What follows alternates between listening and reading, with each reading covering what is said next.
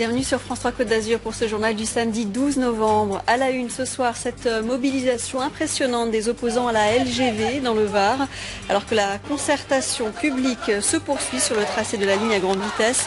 Ils ont convergé vers le Bosset pour défendre le vignoble varois. Ils étaient 1500 viticulteurs, écologistes, élus locaux ou simples citoyens, tous opposés au passage de la LGV dans le vignoble et la campagne varoise. Ils ont manifesté ce matin alors que la phase de concertation publique avance. Les premières options de tracé pour la ligne à grande vitesse doivent être arrêtées au mois de décembre. Au Bosset, le reportage de Philippe Abreg et Michel Partage. Les opposants du tracé de la LGV des métropoles ont décidé de faire entendre leur voix de façon très spectaculaire. À pied, en voiture, en tracteur, partis de Signes, Lacadière, Le Castellet ou encore Sanary, plusieurs cortèges ont convergé ce matin vers le village du Bosset. Agriculteurs, riverains et élus de tous bords se sont unis pour exprimer leur colère et leur refus de voir passer cette ligne à l'ouest de Toulon, au cœur des vignobles de l'appellation Bandol. On sait que les vignes AOC ne sont pas délocalisables. À partir du moment où on prend des surfaces, il n'est pas possible de les planter ailleurs. Donc c'est vrai que ce projet est fortement inquiétant. Les tracés qui viennent de nous être présentés par RFF sont inacceptables. Et dans ce territoire où nous sommes, c'est-à-dire le canton du Bosset, la communauté Suisse-Sainte-Baume, c'est un véritable massacre ce qui est proposé. Je suis citoyen comme tous les autres, pas uniquement que le curé responsable des âmes. Je suis un citoyen et je dis non, non à ce projet, à cette folie.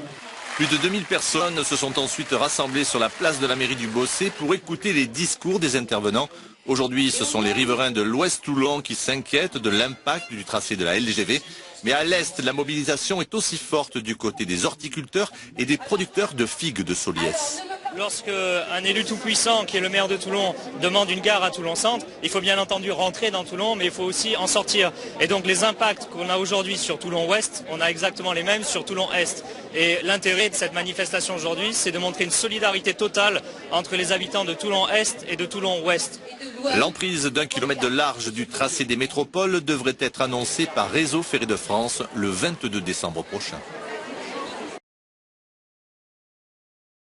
France 3 Var, nouvelle manifestation contre la LGV. Après Toulon et le Bosset, ce sont les habitants et les agriculteurs du Luc qui disent non à ce projet. Tout a commencé par une opération escargot, une route bloquée pour dire non au tracé de la future ligne à grande vitesse du TGV. On sait très bien que le plus facile à impacter, c'est la terre agricole qui est facilement terrassable.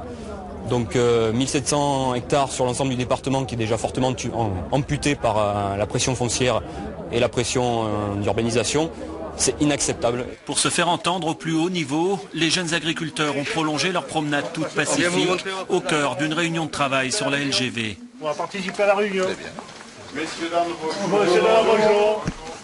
Pas de débordement, mais une action en force pour dire haut et fort non à la LGV. Nous, on est fondamentalement opposés à la chose, mais complètement à toutes les solutions, que ce soit nord, sud, centre. Donc on ne veut pas de TGV du tout, quoi. Je veux dire, ni à Saint-Maximin, ni à Brignoles, ni nulle part. Voilà. Entre la peste et le choléra, on ne peut pas choisir, on ne peut pas se concerter.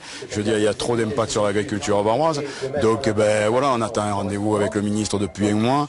Et on va les garder un petit peu avec nous, en espérant que leur direction va vouloir les récupérer, sinon on va les garder un peu avec nous. Voilà. Une séquestration dans la bonne humeur, où les échanges vont à l'essentiel avec pragmatisme. Vous pourrez téléphoner de... Tu bascules sur le ministre. C'est une ineptie économique. Il y a des jours où c'est très serein, dans des groupes de travail très sereins, des jours aujourd'hui où les gens sont plus nombreux et plus actifs. L'essentiel, c'est que tout le monde s'exprime, qu'on puisse nous entendre, faire remonter et que les décisions soient prises en connaissance de cause. Une cause qui ne semble pas trouver d'écho au ministère. Leur demande de rendez-vous est pour l'instant bloquée à la préfecture, mais les jeunes agriculteurs se disent plus déterminés que jamais. Ils ont d'ailleurs décidé de garder les représentants de Réseau Ferré de France en otage, persuadés que le bras de fer finira par tourner à leur avantage, même si c'est très tard dans la nuit.